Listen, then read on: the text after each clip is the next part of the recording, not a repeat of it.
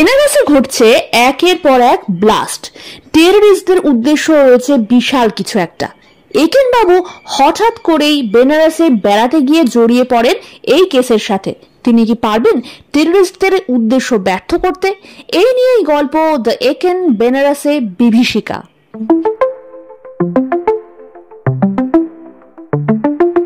গল্প শুরু হয় বেনারস থেকেই।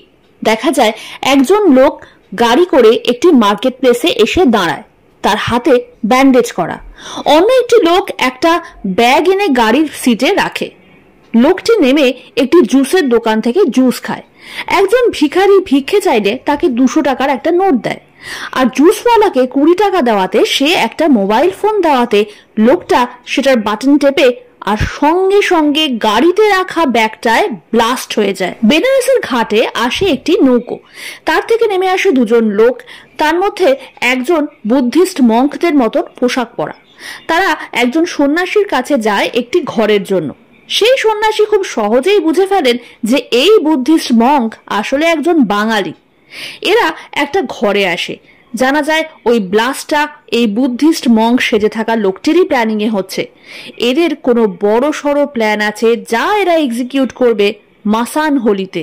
জানায় তাদের কাছে অর্ডার আসবে কোনো সাংকেতিক ভাষায়, যা পুলিশ সামনে দেখেও ধরতে পারবে না। অন্য লোকটি, যার নাম সুখদেব, যখন জিজ্ঞেস করে যে তার ধরা পড়ার ভয় আছে কিনা, তখন সে জানায় যে তাকে ধরার মতন লোক বেনারসে নেই, বাইরে আছে কিনা তিনি জানেন না। আর তখনই এন্ট্রি হয় আমাদের একেন বাবুর উইথ মাটন বিরিয়ানি আর চাপ। প্রমথর এক বন্ধু সুবিমল ফোন করে জানায় তার কলকাতায় আসার কথা ছিল, কিন্তু সে আসতে পারছে না। তার বদলে সে তাদেরই বেনারসে আসার নিমন্ত্রণ জানায়। এদিকে বেনারসের পুলিশ জানায় যে বেনারসের এই ব্লাস্টের পেছনে মাস্টার মাইন্ড হচ্ছে বেলাল মালিক নামে একজন জঙ্গির। তার আসল চেহারা কেউ কখনো দেখেনি, কারণ সে ছদ্মবেশ ধরতে ওস্তাদ। সে যথেষ্ট এডুকেটেড। সে আগে কেমিস্ট্রির অধ্যাপনা করত। 8 থেকে 10টি ভাষায় সে কথা বলতে পারে, অত্যন্ত বুদ্ধি রাখে। সেলফ ডিফেন্সে তার মতন দক্ষ খুব কম লোকই আছে। সে ঝাড়খণ্ডের বাসিন্দা আর আদতে বাঙালি। সুবিমলের এক কাকা আছেন যার নাম বীরেশ্বর গোস্বামী। তিনি বেনারসি শাড়ির এক্সপোর্টের ব্যবসায় প্রচুর টাকা কামিয়েছেন। তার একমাত্র শখ হলো অত্যন্ত প্রাচীন এবং দামি জিনিস, অর্থাৎ অ্যান্টিক জিনিস কালেক্ট করা। তার সংগ্রহে দুষ্প্রাপ্য পেইন্টিং থেকে দামি দামি দুর্লভ হিরে সবই রয়েছে। কিন্তু তিনি দুরারোগ্য ক্যান্সারে আক্রান্ত। কিছুদিন হলো তিনি নিজের কাজকর্ম দেখার জন্য একজন ম্যানেজার রেখেছেন যার নাম সমীরণ। সমীরণের আবার ছবি আঁকার শখ। বেশ কিছুদিনের চেষ্টায় সে চিত্রঘর বলে একটি গ্যালারি বানিয়েছে, যাতে তাঁর আঁকা ছবির এক্সিবিশন চলে। আর এর মধ্যে থাকে আজকা চিন্তন বলে একটি সেগমেন্ট, যেখানে সে প্রত্যেক দিন একটা করে নতুন ছবি সংযোজন করে। তার আঁকার বিষয়বস্তু প্রধানত বেনারসের বিভিন্ন ঘাট। বীরেশ্বর বাবু তার ছবি দেখে খুশি হয়ে তাকে বেশ কিছু টাকা দেন। এতে সুবিমল বেশ বিরক্ত হয়। সে যে সমীরণের ওপর খুব একটা খুশি নয় তা বোঝা যায়। বীরেশ্বর বাবু যখন বলেন যে তার মৃত্যুর পর সমস্ত সম্পত্তি সেই পাবে, তখন সে বলে যে সে নয়, সম্পত্তি পাবে দামিনী। এদিকে একেন বাবু, বাপি আর প্রমথ বেনারসে এসে পৌঁছন। তারা ওঠে সুবিমলদেরই বাড়িতে। আলাপ হয় তার কাকা বীরেশ্বর বাবুর সঙ্গে এবং তার স্ত্রীর সাথে। সুবিমল বাবুর জার্মানির হেইডেলবার্গ ইউনিভার্সিটিতে ইন্টারন্যাশনাল টেররিজম নিয়ে পড়তে যাওয়ার কথা ছিল, কিন্তু হয়ে ওঠেনি, এটাও জানা যায়। বীরেশ্বর বাবুর স্ত্রী তার থেকে বয়সে অনেকটাই ছোট, প্রায় তার মেয়ের বয়সী। বীরেশ্বর বাবু কেমো নেওয়ার পর থেকে ভুলে যান সবকিছু, ঠিক যেমন আগের মুহূর্তে আলাপ করে পর মুহূর্তেই ভুলে যান একেন বাবুদেরও। রাতে খাওয়ার সময় বীরেশ্বর বাবু একেন বাবুকে বলেন যে তাকে তার কিছু বলার আছে, কিন্তু পর মুহূর্তেই ভুলে যান তার কি বলার ছিল। এদিকে সুবিমল আর দামিনীর মধ্যে কিছু একটা যে আছে সেটা একেন বাবুর চোখ এড়ায় না। খাওয়া দাওয়া সেরে তাদের সাথে আলাপ হয় সমীরণের।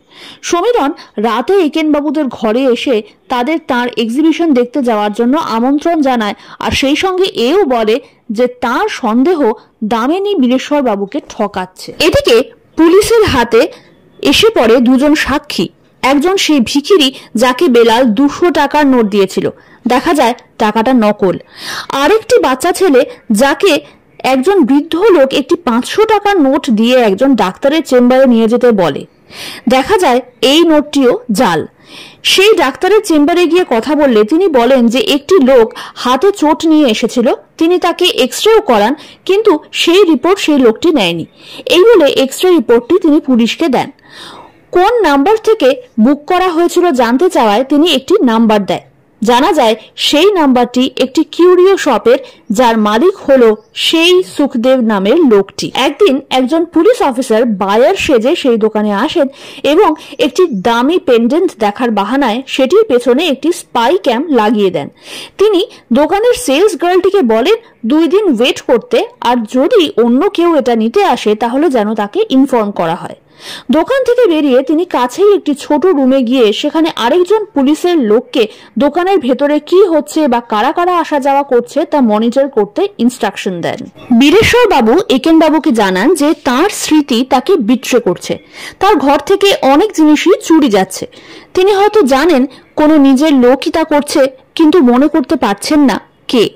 একেন বাবুর সন্দেহ হয় সুবিমল, দামিনী বা সমীরণী করছে এই কাজ, যদিও তিনি সেটা বীরেশ্বর বাবুকে জানান না। বীরেশ্বর বাবু তার ঘরের একটি দেওয়াল দেখিয়ে একেন বাবুকে জিজ্ঞেস করেন সেখানে কিছু মিসিং আছে কিনা, আর তারপর আবারও বলেন স্মৃতি তার সাথে বিশ্বাসঘাতকতা করছে। আর স্মৃতির হিন্দি হলো, একেন বাবু ফস করে বলে বসেন ইয়ার দোস্ত। ভুলমন বীরেশ্বর বাবু তাতেই মাথা নাড়িয়ে সায় দেন। একেন বাবুরা পরের দিন সকালবেলা ঘুরতে বেরোন। তারা প্রথমে যান সমীরণের আর্ট এক্সিবিশন দেখতে, কিন্তু একেন বাবুর তাঁর আঁকা ছবি একটুও পছন্দ হয় না। তিনি বলেন শুধু ঘাট আর কালো কালো মাথা, এই তো ছবি। কিন্তু সমীরণ তার একটি পেন্টিং একেন বাবুকে পরে গিফট করে। বেনারসের ঘাটের পাশ দিয়ে যাওয়ার সময় একটি গাছের নিচে দুজন ছাইভস্ম মাখা সাধু বসে থাকেন, আর তাদের পাশে বসে ভজন গান এক মহিলা। একেন বাবু খেয়াল করেন ওই 2 সাধুর একজন চোখের অদ্ভুত অঙ্গভঙ্গি করছেন। আপাত দৃষ্টিতে যেন মনে হয় যে তার নার্ভের কোনো রোগ আছে। এদিকে বীরেশ্বর বাবুও সেই অ্যান্টিকের দোকানটিতে আসেন যেটি ছিল সুখদেবের। তিনি সেখানে অর্ডার দিয়ে গেছিলেন একটি দুষ্প্রাপ্য পেন্ডেন্ট, যেটা ছিল রানী রুক্মিণী দেবীর।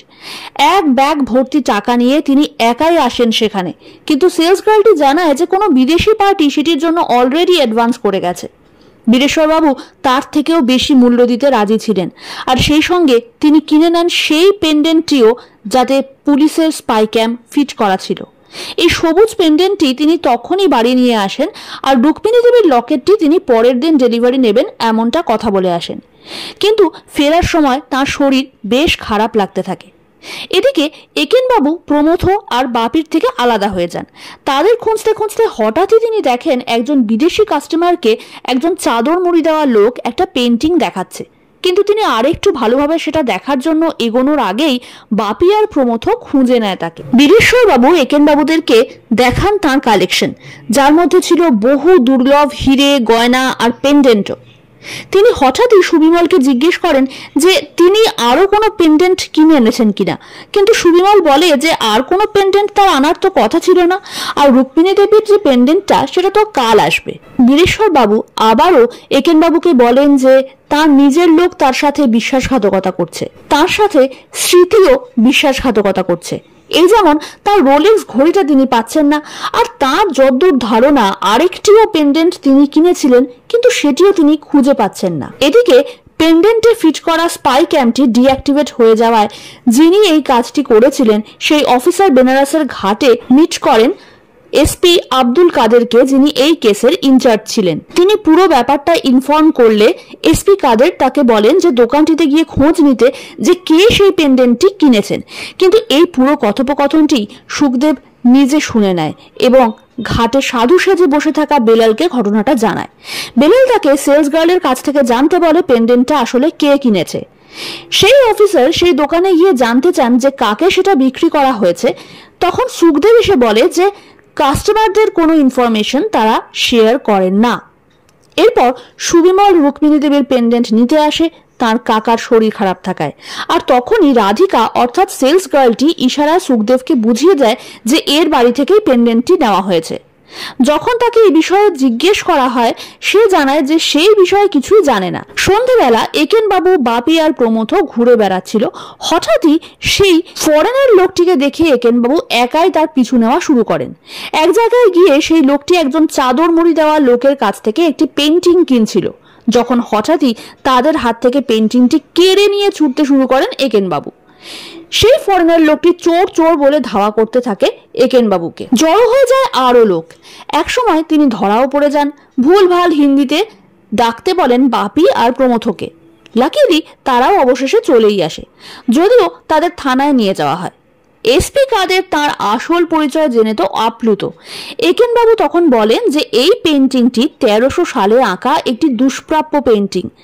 কয়েক বছর আগে এটি ভিক্টোরিয়া মেমোরিয়াল থেকে চুরি যায়, তারপর নানা হাত ঘুরে এসে পৌঁছয় তার বর্তমান মালিকের কাছে। কোইন্সিডেন্টলি এই মালিকটি একেন বাবুর বন্ধু, তাই তিনি তাকে এটি ফেরত দিতে চান। এসপি কাদেরও তাকে এই মুহূর্তে বেনারসের টেররিস্ট অ্যাক্টিভিটির কথা বলেন। তিনি আশঙ্কা প্রকাশ করেন যে সামনেই হোলি, আর বেনারসের বিখ্যাত মাসান হোলির সময় এরা কিছু একটা বড় করতে পারে। কিন্তু সব ফোন ট্যাপ করা সত্ত্বেও এরা কিভাবে ইনফরমেশন পাস করছে বা এদের নেক্সট পদক্ষেপ কি হবে সে সম্বন্ধে সেরকম কোনো আইডিয়াই করা যাচ্ছে না। একেন বাবু সেই উদ্ধার হওয়া ছবিটি আটকে দেন সেই দেওয়ালটায়, যেটা দেখিয়ে বীরেশ্বর বাবু তাকে জিজ্ঞেস করেছিলেন কিছু মিসিং আছে কিনা। বীরেশ্বর বাবু যখন জিজ্ঞেস করেন যে তিনি কি করে বুঝলেন ওখানে কি ছিল, তখন তিনি বলেন যে দেওয়ালে তিনি ছবির দাগ দেখে বুঝেছিলেন। এদিকে সেই পুলিশ অফিসারটি এসপি কাদেরকে জানান যে সেই স্পাই ক্যামটা মিসিং হলেও রেকর্ডেড ভিডিওগুলো তার কাছে একটা পেন ড্রাইভে আছে এবং সেটা তিনি তাকে দিয়ে দেবেন। কিন্তু একথা শুনে নেয় পাশেই একটি ট্রাকে ট্রাক ড্রাইভার সেজে বসে থাকা বেলাল। সে বাইকে থাকা পুলিশ অফিসারটির পিছু নেয় এবং ফাঁকা রাস্তা দেখে চাকার তলায় পিষে ফেলে থাকে এবং সেই সঙ্গে তার পকেট থেকে নিয়ে নেয় পেন ড্রাইভটাও। খবরে যখন দেখানো হয় যে ওই পুলিশ অফিসারটি হঠাৎই অ্যাক্সিডেন্টে মৃত্যু হয়েছে, সেই খবর দেখে সুখদেবের দোকানের সেলস গার্ল রাধিকার কিছু একটা সন্দেহ হয়। সে ল্যাপটপ থেকে খুঁজে বের করে পুলিশ হেডকোয়ার্টার্সের নাম্বার, কিন্তু সুখদেব দেখে নেয় তার সার্চ হিস্ট্রি। এরপর বেলাল হিপির ছদ্মবেশে আসে একটি ক্যাফেতে। সেখানে এসপি কাদেরকে দেখে সে সেখান থেকে বেরিয়ে যায়, আর তার পরের মুহূর্তেই সেখানে একটা ব্লাস্ট হয়ে যায়। এসপি কাদের একটুর জন্য বেঁচে যান। একেন বাবুরা সেই গাছের তলায় যেখানে গান হতো সেখানে এসে দেখেন যে একজন সাধু বাবা সেখানে নেই। এসপি কাদের একেন বাবুদের জানান যে এই উগ্রপন্থীরা জাল নোট ছড়িয়ে দিচ্ছে চারিদিকে। তারা 150 কেজি অ্যামোনিয়াম নাইট্রেট অর্ডার করেছে, কিন্তু সেটা কোথায় লুকিয়ে রাখা হয়েছে তারা জানতে পারছেন না। তবে মাসান হোলিতেই যে এরা কিছু একটা বড় সড়ো ঘটাতে চলেছে সেটা তিনি নিশ্চিত। রাতের বেলা রাধিকা একা আসে ঘাটে। সেখানে কোনো পুলিশের লোকের সঙ্গে তার দেখা করার কথা। একজন পুলিশের পোশাক পরা লোক এসে তার পরিচয় জিজ্ঞেস করে আর তারপর তাকে তার সাথে আসতে বলে। এই পুলিশ আর কেউ নয়, ছিল স্বয়ং বেলাল। একেন বাবুরা গলি দিয়ে ফেরার পথে একটা গোঙানির আওয়াজ পেয়ে সেদিকে গিয়ে দেখেন একটি মেয়েকে বারবার ছুরি মারছে কেউ। তারা সেদিকে দৌড়ে যান। একেন বাবু লোকটিকে ধরার চেষ্টা করেন, কিন্তু লোকটি তাকে ধাক্কা মেরে পালিয়ে যায়। তখন তিনি মেয়েটির কাছে এসে পৌঁছন, কিন্তু ততক্ষণে মেয়েটি মারা গেছে। আর এই মেয়েটিই ছিল রাধিকা। খুবই শকড হয়ে তারা যখন আনমনা হয়ে বাড়ি ফিরছেন, তখনই সমীরণ এসে তাদের বলে যে বীরেশ্বর বাবুর অবস্থা খুবই খারাপ। তাড়াতাড়ি সেখানে গিয়ে তারা জানতে পারে যে রোজই রাতে খাওয়ার পর বীরেশ্বর বাবু হেঁটে একটি দোকানে যান পান খেতে, কিন্তু আজ কিছু লোক জোর করে তাকে গাড়িতে তুলে হাতে একটি চিরকুট গুঁজে দিয়ে তাকে ফেলে পালায়। এই শক তিনি না নিতে পেরে খুবই অসুস্থ হয়ে পড়েছেন। চিরকুটে আঁকা বাঁকা হাতের লেখায় বাংলায় লেখা ছিল যে পেন্ডেন্টটি তারা কিনেছেন সেটি চুনারের দুর্গে সোনওয়া মণ্ডপের 3 নম্বর পিলারের কাছে রেখে আসতে হবে। বীরেশ্বর বাবু আর এই সমস্ত ঝামেলায় জড়াতে চান না, তিনি সেটি দিয়ে দিতে বলেন। একেন বাবু, বাপি আর প্রমথ এসে পৌঁছন চিরকুটে লেখা জায়গায়। যথাস্থানে পেন্ডেন্ট রেখে তারা দূরে যাওয়ার ভান করেন, কিন্তু কিছুক্ষণের মধ্যেই বাপি পেছনে ফিরে জানায় যে বটুয়াটি গায়েব। তারা সহজেই খুঁজে পেয়ে যান বেলালকে, যে পেন্ডেন্ট নিয়ে পালাচ্ছিল। একেন বাবুরা তার পেছনে ধাওয়া করেন। সে একটি বাইকের পেছনে উঠে পালাতে থাকে। তখন লুকিয়ে থাকা পুলিশের লোকও বেরিয়ে এসে সবাই মিলে তাকে ধাওয়া করে, কিন্তু রাস্তায় হঠাৎ কিছু স্কুলের বাচ্চা রাস্তা পার করায় পুলিশ এবং একেন বাবুরা আটকে যান। বেলাল এবারেও পালিয়ে যায়। আর সেদিন রাতেই বাড়িতে ঢুকে আসে এক আততায়ী, যার ছুরির আঘাতে মৃত্যু হয় বীরেশ্বর বাবুর। পরদিন পুলিশ আসলে একেনবাবু সুবিমলকে আলাদা ঘরে নিয়ে যান জেরা করার জন্য। তিনি বলেন যে সুবিমল বাবু যে কলেজে পড়েছেন সেখানেই তার সহপাঠী ছিল দামিনী। দামিনী ছিল সুবিমলের গার্লফ্রেন্ডকে কাছাকাছি রাখার জন্যই সে কাকাকে দেখভালের ছুতোয় বাড়িতে নিয়ে আসে, যেহেতু সে একজন নার্সও ছিল। সুবিমলও জানায় যে সে ভেবেছিল কাকা 6 মাসের বেশি বাঁচবেন না, ফলে সে দামিনীকে নিয়ে জার্মানিতে পড়তে যেতে পারবে, কিন্তু দামিনীকে কাকা বিয়ে করে ফেলেন। একেনবাবু বলেন যে চুরিটা তারাই করছিলেন, কারণ তার জার্মানে যাওয়ার চিঠি তিনি তার টেবিলে দেখেছেন এবং তাতে যে প্রচুর খরচ তাও তিনি জানেন। তাই কাকার কালেকশন থেকে কিছু জিনিস বেচে ফান্ড জোগাড় করে তিনি জার্মানে যাওয়ার প্ল্যান করেছিলেন। সুবিমল যখন জিজ্ঞেস করে যে এসব তিনি কি করে জানলেন, তখন তিনি বলেন যে তার কলেজের ছবির মধ্যে তিনি দামিনীরও ছবি দেখেছেন। সুবিমল জানায় যে রুক্মিণী দেবীর পেন্ডেন্ট আনার সময় তারা বলছিলেন যে বীরেশ্বর বাবু আরেকটাও পেন্ডেন্ট সম্ভবত কিনেছিলেন। এরপর একেনবাবু দামিনীকে তাদের কাজের মেয়েটির ব্যাপারে জিজ্ঞেস করেন। তারপর কাজের মেয়েটিকে জেরা করাতে জানা যায় যে বীরেশ্বর বাবু যে সমস্ত জিনিস ভুলে যেতেন সেগুলো দামিনীর কথায় সে দরজার পেছনে ঝোলানো একটি ব্যাগে রেখে দিত। সেই রকম ভাবেই সে সেখানে রেখেছিল বীরেশ্বর বাবুর রোলেক্স ঘড়ি আর সেই সবুজ পেন্ডেন্টটিও। অবশেষে পাওয়া যায় সেই পেন্ডেন্ট এবং সেই সঙ্গে স্পাই ক্যামো, আর তাতেই দেখা যায় যে সুখদেবের শোরুমে বেলাল এসেছিল। এসপি কাদের ফোর্স রেডি করতে বলেন। ইতিমধ্যে এসে যায় মাসান হোলি, যেদিন বেনারসের সবাই বিশ্বনাথের চেলা অর্থাৎ ভূত প্রেত বা অঘরী সেজে ছাই দিয়ে হোলি খেলে। একেনবাবুরা প্রথমেই যান সুখদেবের দোকানে। সেখানে গিয়ে বলেন যে তারা রুক্মিণী দেবীর পেন্ডেন্ট নিয়ে কথা বলতে চান। যখন সুখদেব জানায় যে সেটা বিক্রি হয়ে গেছে, তখন তিনি সুখদেব আর দোকানের বাকি লোকেদের সাথে হ্যান্ডশেক করে বাইরে বেরিয়ে আসেন। তারপর তিনি বলেন যে ওখানে থাকা একটা ছবি দেখে ওনার সন্দেহ হয়েছে, আর পাশে থাকা কালো দাগটিও যথেষ্ট সন্দেহজনক। এরপর তারা যান সমীরনের আর্ট গ্যালারিতে। সেখানে তার সেদিনের আঁকা ছবিটা এক ঝলক দেখে একেনবাবু তাকে বলেন যে খুব ভালো হয়েছে ছবিটা, আর তারপর তার সাথেও হ্যান্ডশেক করে ঝড়ের গতিতে সেখান থেকে বেরিয়ে আসেন। বাপি আর প্রমথ কিছু বুঝে ওঠার আগেই তারা পৌঁছে যান সেই গাছের তলায়। সেখানে আবার এসে উদয় হয়েছে সেই সন্ন্যাসী এবং সে ছাই মাখতে মাখতে চোখ পিটপিট করছে বারবার। একেনবাবু এবার তার খুব কাছে চলে যাওয়াতে তার পিটপিটানি আরো বেড়ে যায়। এবার তিনি সরাসরি বন্দুক বের করে বলেন যে আপনি ধরা পড়ে গেছেন বেলাল মালিক। কিন্তু বেলাল আবারও পালায়। চারিদিকে লোকজন, সাধু সাজা লোক, হোলি খেলা লোকেদের ভিড়ে মিশে সে পালাতে থাকে, কিন্তু তাকে পুলিশ ফোর্স আর একেনবাবু মিলে দুদিক থেকে আটকে ফেলে। একসময় একেনবাবু ধরে ফেলেন তাকে, কিন্তু আবারও সে তাকে ধাক্কা দিয়ে পালিয়ে আসে ঘাটের কাছে। ওখানে একটু দূরে থাকা তার নৌকোকে বারবার তাড়াতাড়ি করে এগিয়ে আসতে বলে। সেখানে এসে পৌঁছয় পুলিশ ফোর্সও, কিন্তু তারা সেখানে আস্তে আস্তে বেলালের নৌকাও এগিয়ে আসে। সে জলে পায়ে যেতে যাচ্ছিল, উঠতে যাচ্ছিল নৌকোয়, কিন্তু তখনই জল থেকে ত্রিশূল হাতে উঠে আসেন স্বয়ং একেনবাবু। বেলাল ধরা পড়ে। পরে একেনবাবু বলেন যে তিনি ওই এক্সরে রিপোর্ট দেখেই বুঝতে পেরেছিলেন যে এই বেলালের হাতে ছিল 6টা আঙুল।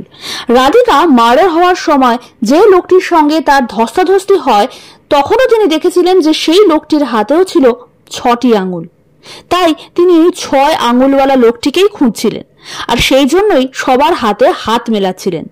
এসপি কাদের যখন জিজ্ঞেস করেন যে এরা একে অপরের সাথে যোগাযোগ কি করে করত, তার উত্তরে একেনবাবু বলেন যে মর্স কোড বলে একটি জিনিস হয়, যেখানে ডট আর লাইনের সাহায্যে একটি কোড তৈরি করা হয়।